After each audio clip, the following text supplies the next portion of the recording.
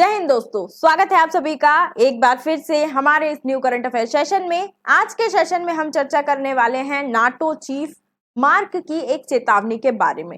इन्होंने एक वार्निंग दी है नाटो देशों को कि नाटो देशों को युद्ध के लिए तैयार रहना चाहिए। इसका क्या मतलब है? क्या पूरी दुनिया एक बड़े संघर्ष की ओर बढ़ रही है और क्यों नाटो युद्ध की तैयारी कर रहा है? इन्हीं सभी चीजों पर आज के सेशन में हम चर्चा करेंगे। साथ ही हम नाटो के उस फैसले पर भी चर्चा करेंगे जिससे एक बड़े युद्ध की संभावना और भी ज्यादा बढ़ जाती है। रिसेंटली नाटो ने यह भी फैसला लिया है कि वो अपने रक्षा बजट में इजाफा करने वाला है। इसका भी क्या मतलब है और क्या ये भी एक बड़े युद्ध का अंदेशा है या केवल सुरक्षा उपाय, इस पर भी हम बात करेंगे। उससे पहले मेरी आपसे एक छोटी सी रिक्वेस्ट है, अगर आप इस चैनल पर नए हैं तो इस वीडियो को लाइक कर दीजिए, चैनल को सब्सक्राइब कर दीजिए, क्योंकि जितने लोग भी वीडियोस देखते हैं बहुत कम लोग होते हैं जो चैनल को सब्सक्राइब करते हैं। तो चलिए स्टार्ट करते हैं।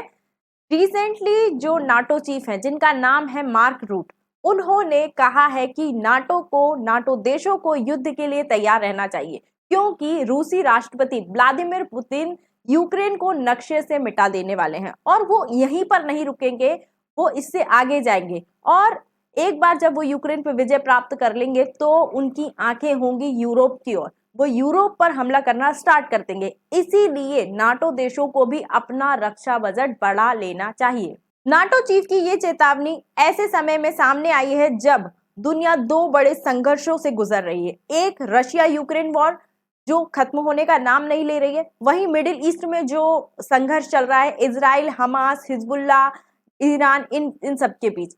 इस वजह से पहले से ही दुनिया में बहुत ज्यादा तनाव बढ़ा हुआ है और नाटो चीफ की ये जो चेतावनी है इससे टेंशन और भी ज्यादा बढ़ गई है। सभी को अब ये लगने लगा है कि दुनिया तीसरे विश्व युद्ध के मुहाने पर खड़ी हुई है। नाटो चीफ ने ये तक कह डाला कि हमें अपनी मानसिकता, हमें अपनी मेंटालिटी वॉर वाली रखनी चाहिए। ये सारी बातें यूरोप थिंक टैंक कार्नेगी से बात करते हुए, उनके एक्सपर्ट से बात करते हुए नाटो चीफ ने कही।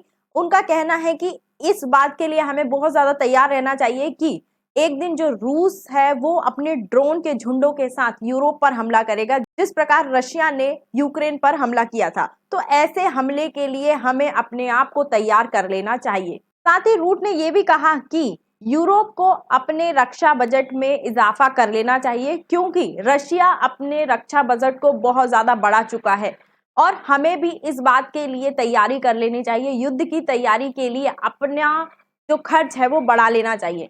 एक और इससे पहले भी जो ट्रंप है वो भी इस मुद्दे को उठा चुके हैं कि नाटो देशों को अपना रक्षा बजट बढ़ाना पड़ेगा और अगर वो अपना रक्षा बजट नहीं बढ़ाते हैं तो अमेरिका नाटो छोड़ देगा और नाटो देशों को, यूरोपीय देशों को अमेरिका पर निर्भर नहीं रहना चाहिए अपनी सुरक्षा के लिए। उन्होंने ये भी कहा कि जो खतरा है वो बहुत तेजी से हमारी ओर बढ़ रहा है, मतलब कि यूरोप की ओर बढ़ रहा है और अगर हमने अभी अपना खर्च नहीं बढ़ाया तो आने वाले समय में हमें इससे भी ज्यादा खर्च करना पड़ेगा और शायद तब बहुत ज्यादा देर हो जाए और हम वो संभावित हमले से निपट ना पाए। नाटो के जो चीफ हैं उन्होंने रशिया की जो गतिविधि है, रशिया की जो एक्टिविटी है उस पर भी बहुत गहरी टेंशन जताई। उन्होंने कहा कि जिस प्रकार से रशिया यूक्रेन युद्ध में लोग मारे जा रहे हैं, लगभग 10 लाख से ज्यादा लोग इससे प्रभावित हो चुके हैं और रशिया की ओर से हत्याएं की जा रही हैं, जिस प्रकार के साइबर हमले रशिया कर रहा है उससे बहुत ज्यादा टेंशन बढ़ी हुई है। इसीलिए हमें रक्षा उपाय करने की बहुत ज्यादा जरूरत है। यहाँ तक कि जो नाटो चीफ हैं उन्होंने ये तक कह डाला कि रशिया और यूक्रेन में किसी प्रकार का समझौता नहीं होना चाहिए और अगर समझौता होता है तो रशिया इससे ज्यादा ताकतवर बन जाएगा, अपने आप को बहुत ज्यादा ताकतवर समझ लेगा, जिसका असर न केवल यूक्रेन पर, न केवल यूरोप पर, बल्कि पूरे विश्व पर पड़ेगा, पूरे वर्ल्ड पर पड़ेगा।